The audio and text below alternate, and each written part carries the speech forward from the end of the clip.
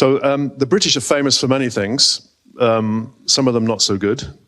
Building an empire and then exploiting the rest of the world is probably one of them. But one of the things we're famous for is drinking tea. As I can see some heads nodding. I don't know if we're the highest per capita consumers of tea in the world. Maybe Chinese or the Indians are, but we're up there. We're definitely League Division 1.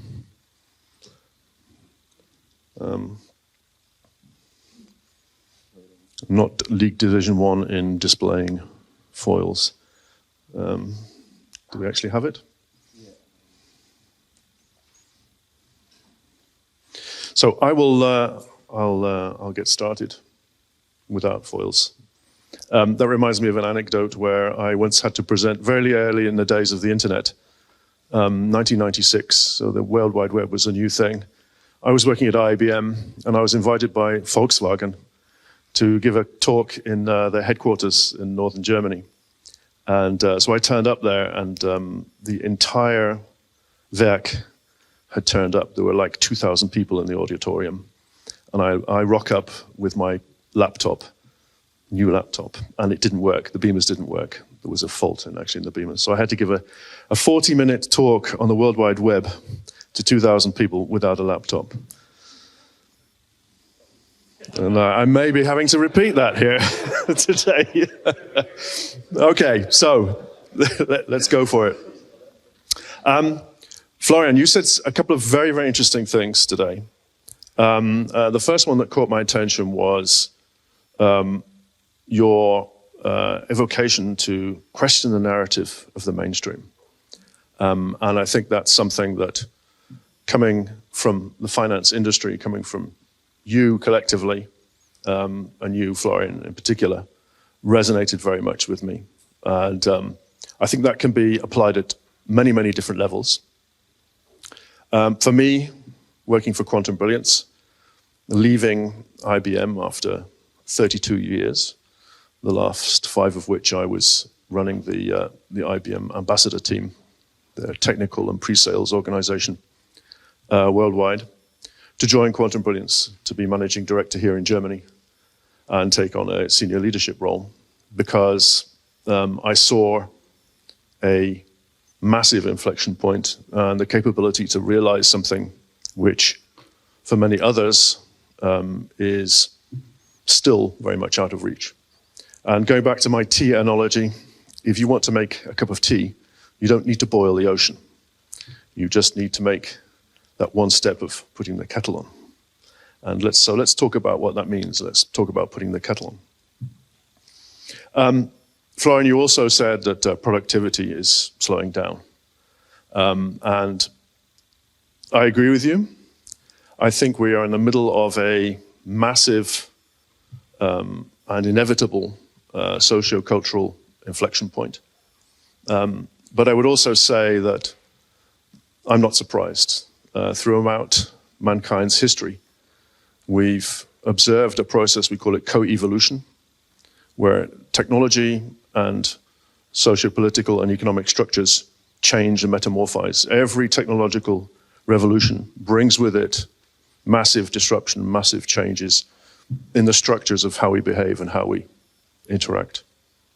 So basically, we're in the phase of almost continuous tearing down the old and building the new.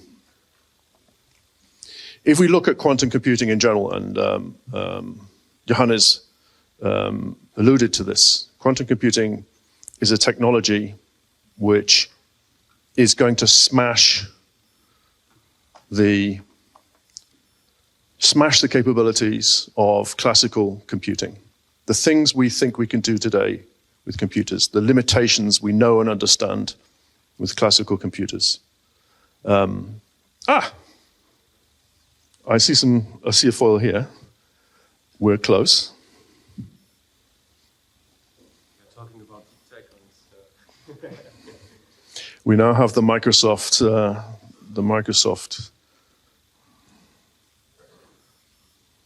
Awesome.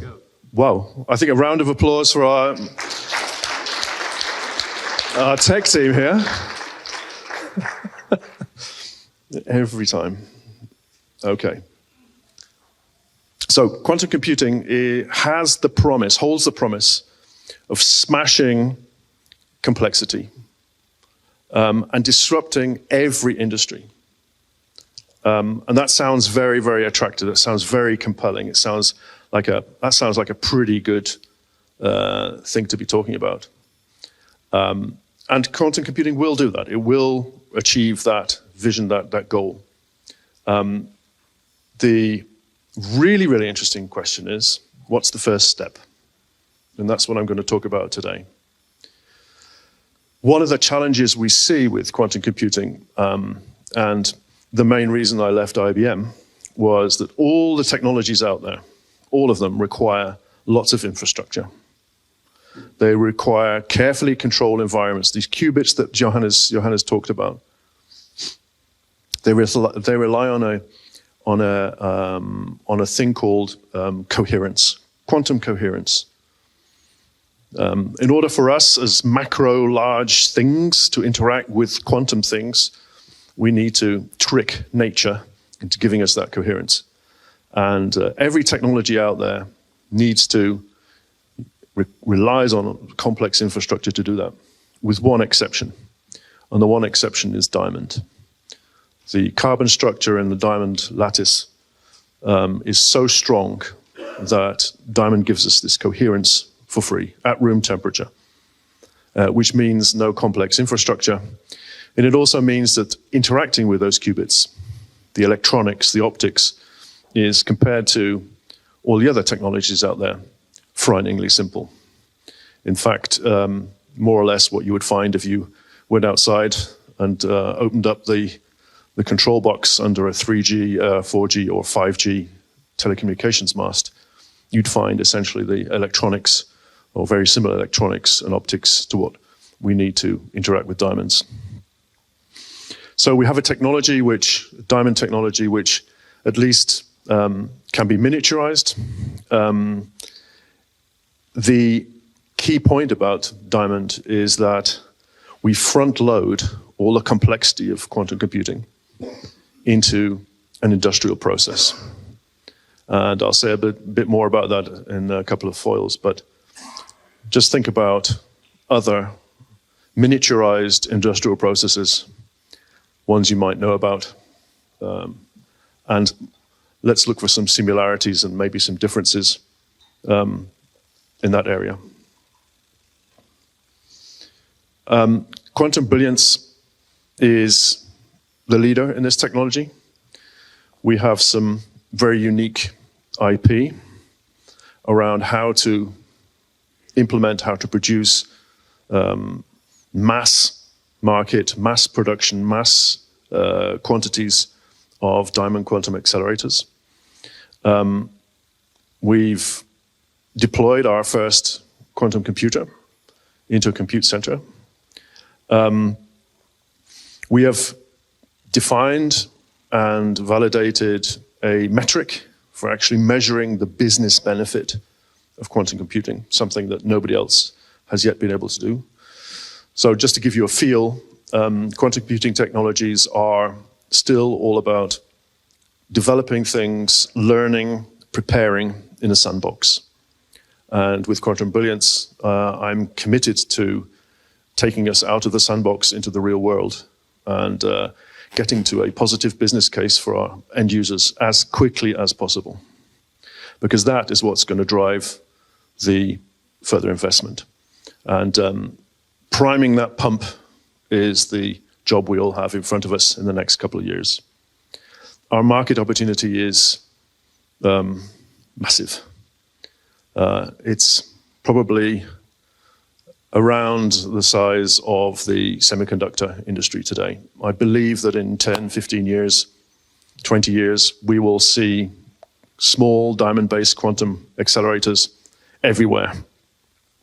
And I hope with my 60 years that I will live to see the day when there's a quantum accelerator in every laptop, if we still have laptops, every car, every aircraft, every robot, everywhere basically.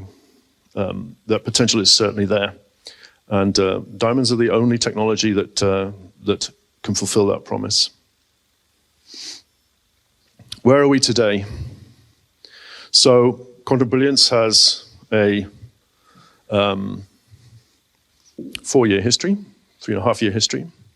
In that time, we have secured our pre-seed and seed rounds. We're in the process right now of closing a bridging round. In that time, we have been very, very successful in recruiting customers, partners, key strategic customers and partners who are helping us understand how to deploy the technology, how to develop use cases and use the technology, and also to support us in implementing the technology. We do not want to boil the production ocean. That doesn't make sense. We are very, very aware of the fact that we need lots of very strong technology partners to help us get where we need to get to, as well as very strong strategic customers who will create that demand for millions, tens of millions, hundreds of millions of quantum accelerators. And our entire go-to-market reflects that. So if you can imagine, let's imagine we want a quantum accelerator in every car. That means we need to talk to the car manufacturers. But it also means we need to focus very much on the OEMs. And that means we need to engage with those OEMs through their partners, their trusted partners, through a network. So you see here some of the companies we're working with.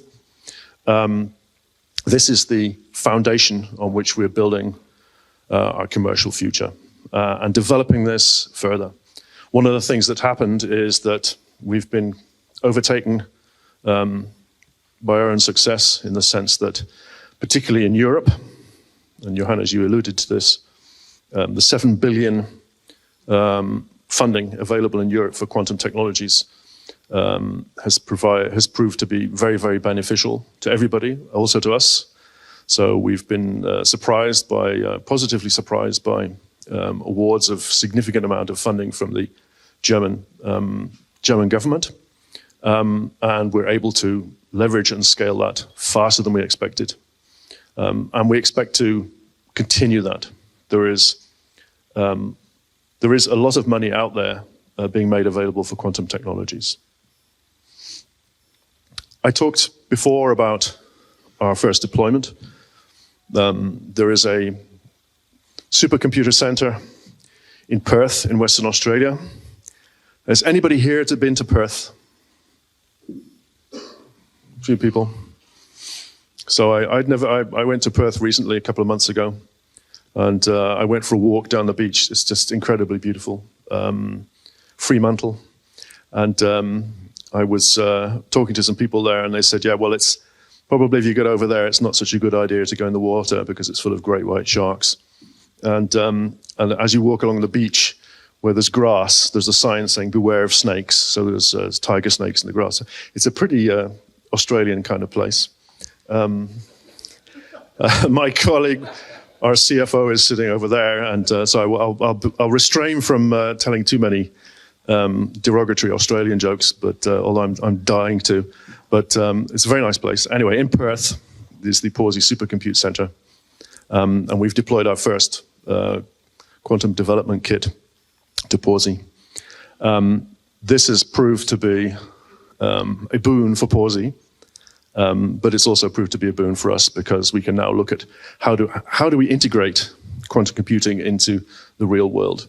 That's a question that all our competitors are talking about and thinking about. Their answer is the cloud, and my answer is anywhere, which is a very different kettle of fish. Just closing up, I'm conscious of the time. We have a technology which is highly scalable. It's tangible. We know how to get to mass production. We have a number of technical and commercial proof points, which we are rapidly ticking off. But I want to use this to illustrate an anecdote which relates to my personal biography, the history of venture capital, and hopefully also the trajectory of quantum brilliance. So if you know anything about venture capital, you know that its roots are in the failure of speculative financing on the East Coast in America, in Boston, in the 60s and 70s, a company called Raytheon, particularly.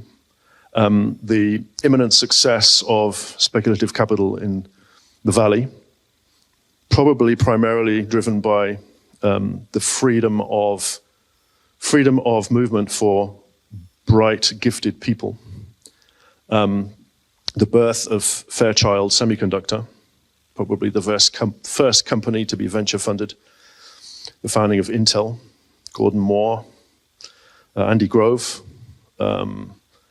That period of the 1960s resulted in kickstarting the semiconductor revolution, primarily through Intel and Fairchild. We saw the very first integrated circuits on Apollo 11. They went to the moon. I believe that diamond as a material has so many similarities not just at the fact that it's a material, but at the fundamental underlying economics and scalability as silicon or gallium arsenide or any other semiconductor.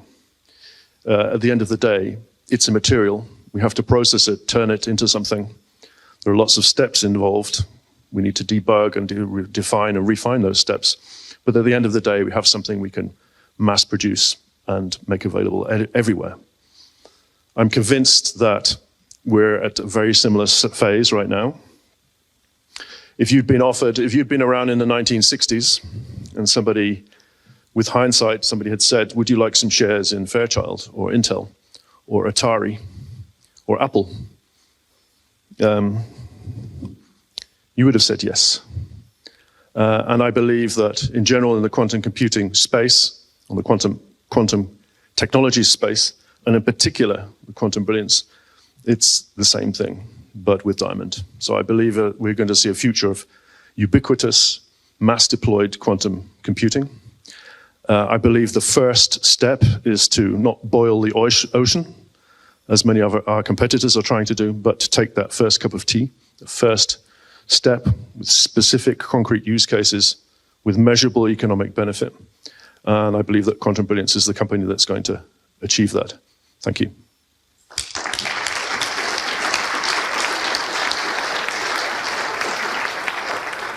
So back to you, I guess, Michael.